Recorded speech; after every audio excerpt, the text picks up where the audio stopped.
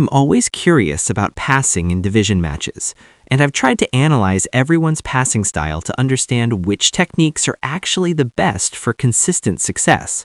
So today I've got some really important things to share with you in this video. But before we start, thank you all so much for your support. And I really want all of you to help us reach the 1K subscriber milestone. We are literally so close to it. I'm honestly very excited to see how you guys will change this ratio. Love you all. All right, let's get into the topic. I divided this video into 4 major parts so that everyone can understand each technique very clearly and apply it properly in matches. We'll start with passing principle number 1, geometric passing pattern. When I closely observed good players in division matches, I noticed something very important. Most of them rely on quick passing rather than holding the ball for too long. Let me explain what I mean.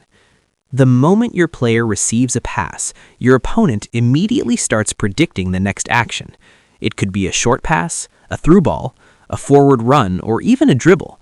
They start reading possibilities instantly. So the less time you give your opponent to think, the stronger and sharper your next action becomes.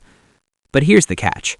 Almost everyone acts 80% of the time using muscle memory. So how do you break that predictable pattern? You need a foundation based on geometric shapes. It can be a triangle, it can be a rectangle, it can even be a more complex shape depending on your formation. Your players should form a geometric structure in tight areas of the field so they can connect with each other safely and efficiently. Now you may ask, how do we create this? The easiest shapes to create in passing are triangles and rectangles, so you need to identify 3 or 4 players who can connect smoothly without getting intercepted in between. Once you form that structure, you can pass in a connected structure where each player becomes an option. And when you mix passing lines between different players inside that structure, your opponent will struggle a lot to break your system. I'm not saying they can never break it, but it will definitely be much harder to break your geometric passing pattern. Now let's move to the second principle. Avoid the crowds. Until you properly build the geometric foundation I explained earlier, you should always try to avoid crowded areas. If you notice that your opponent is heavily crowding one section of the field, completely shift your passing lane to another side. Switch the play. Pass to a player who is positioned in a less crowded area. Build your passing foundation there instead. Remember, your goal is not to play a perfect match. It's almost impossible to finish a game with 0 interceptions. Your real goal should be maintaining possession as much as possible. If we relate this to real football, giant clubs always try to dominate possession, and it works. If you manage more than 100 passes in a single match and maintain around 55 to 60% ball possession consistently, you will slowly break your opponent's confidence and patience. And passing is the best way to achieve that. To maintain possession properly, you must avoid the marking crowd.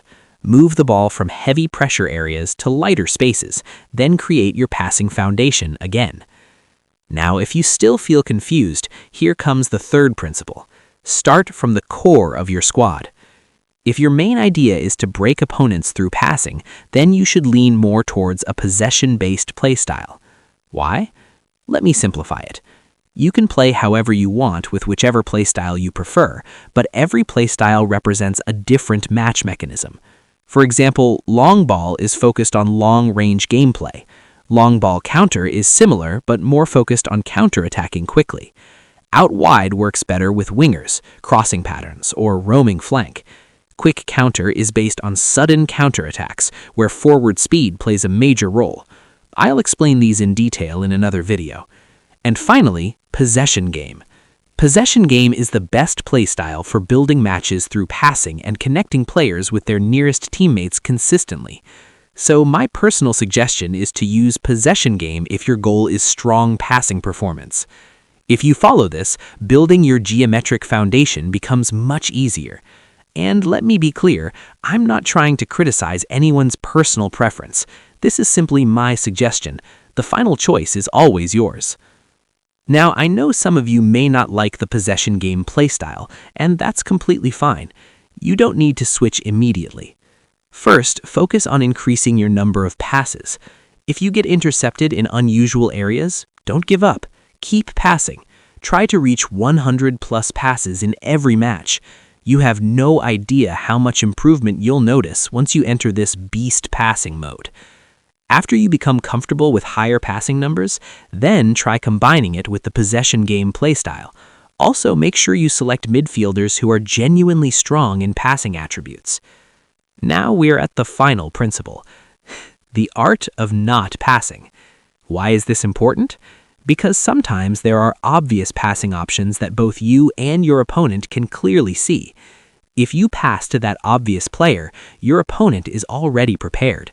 They may predict it, intercept it, or instantly plan the next defensive move. So what do? You deny that obvious pass. Instead of giving the ball to the best visible option, pass to someone unexpected. Even your opponent may get slightly confused for a moment, and that small moment is your advantage. But remember, this is not something you should do every time. Follow the earlier principles in 90% of situations. Use this technique only in rare moments when you have full control and you can access one or two alternative passing options instead of the obvious one your opponent expects. Do it intentionally. Do it when you notice your opponent is reading your passing patterns perfectly. This has become one of my recent trump cards that I've applied successfully in my gameplay. And finally, never panic, never get frustrated, because the best technique to improve in any game is to actually enjoy playing it. If you feel that your passing is not working properly, stop playing for a while. Take a short break, then come back fresh. It resets your patience level. So that's everything I wanted to share today.